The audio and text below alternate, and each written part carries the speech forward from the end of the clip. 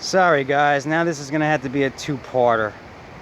I have that bagger for sale that I got free with this machine, and a guy emailed me about it last night. I went through the trouble to make sure it fit his mower and everything. Then he asked me where I live. I give him the town and he doesn't reply anymore. So today I said, well, do you still want it? And if so, you can come today or this weekend. And then all of a sudden he's like, oh, I'll let you know. So it's like he wasted my time for nothing. You don't contact somebody about something unless you know you want it for sure.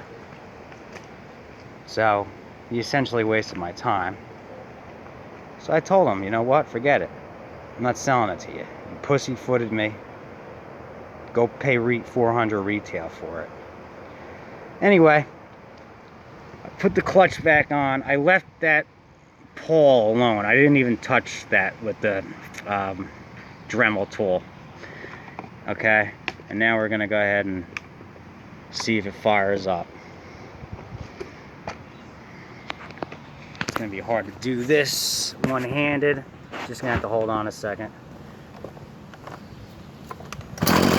Oh, look at that.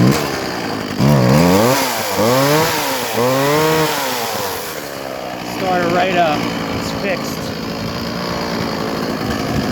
The recoil works perfectly, and it throttles perfectly.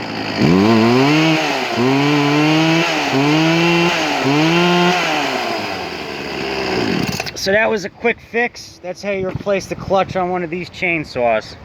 They're 10 to 15 bucks. eReplacementParts.com. It's a $200 saw. I just fixed it for 15. I got it for free. I'll sell it for about 100. It's an $85 profit. Unfortunately, this is going to be part 2 because, like I said, I got interrupted.